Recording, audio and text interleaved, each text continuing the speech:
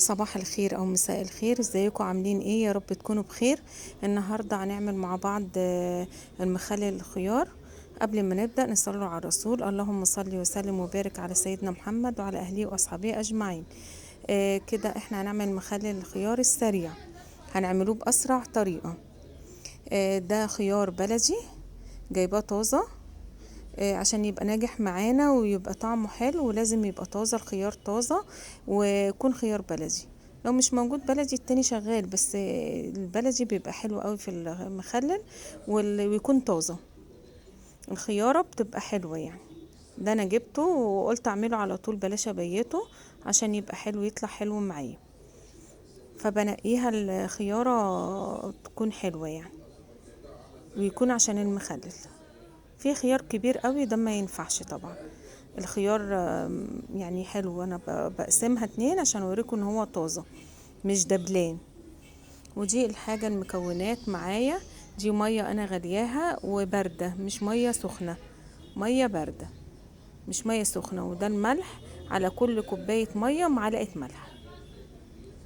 ده المقدار المظبوط بتاع المخلل الخيار. وده كرفس مغسول ومقطعاه. كرفس بيدي طعم حلو قوي للمخلل. وده كام فص توم هحطه معاه، مع الكرفس بيديه طعم حلو. كام فص توم كده، وانا قسمه الفص 2، يعني فص التوم قسمه على 2.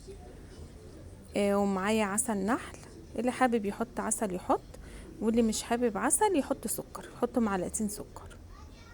واللي حابب، انا بحب احط العسل يعني على المخلل، هو بيبقى زي مادة حافظة.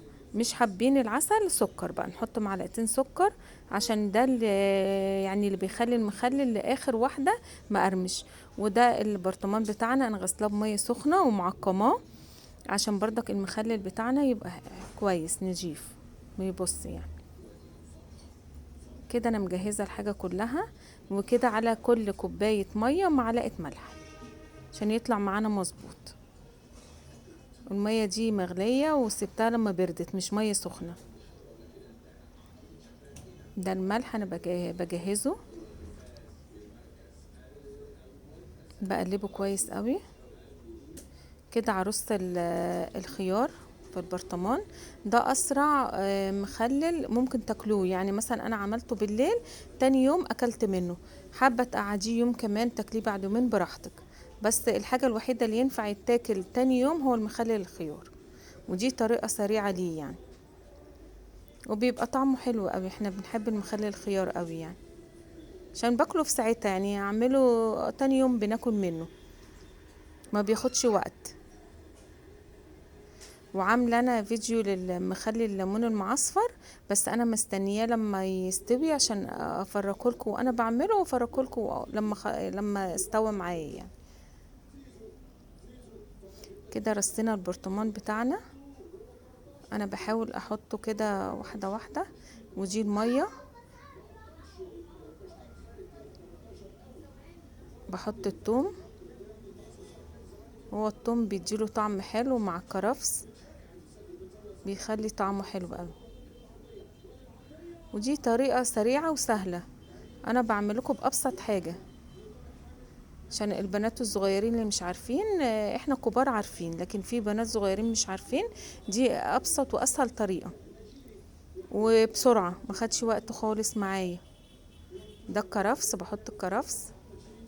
الكرفس بيخليه حلو قوي، بيخلي طعمه حلو. كده حطيت المية، هحط العسل. اللي حابب يحط عسل طبعا ده حسب رغبتكم، واللي مش حابب سكر بقى، معلقتين سكر. ده بيبقى زي المادة الحافظة، وبيخليه مقرمش من اول واحدة لاخر واحدة، بيبقى مقرمش معانا. كده خلصناه، هقفل عليه. كده خلاص معانا، وعملته بسرعة خالص، ما خدش وقت معايا خالص. هقفل عليه كويس قوي. بس ده سريع، ما بياخدش وقت، ما تخافوش يبوظ او حاجة، عشان احنا بناكله على طول، احنا بنخلصه على طول واعمل غيره، يعني بيخلص على طول. رايح ولا جاي ياخد مخلل الخيار، وبيخلص وبعمل غيره على طول، ما بسيبش البرطمان فاضي صراحة. كده خلصنا. كده خلاص احنا هنفتح عليه. طبعا انا هوريهولكوا عشان طبعا هو اتاكل نصه، طلعوه ما شاء الله وبقى رايحين جايين ياكلوا فيه، فانتوا قلت الحق اوريهولكوا. طبعا ده خلص في ساعتها وعبيت غيره، مليت غيره، بس انا حبيت اوريهولكوا. هو على طول يعني ما شاء الله خلصوه، قلت الحق لي وحدتين كده اوريهم لكم. وكده خلصنا الوصفة بتاعتنا، يا رب تعجبكم. ولو عجبتكم اكتبوا لي في التعليقات، واشوفكم على الف خير يا رب، والسلام عليكم ورحمة الله وبركاته.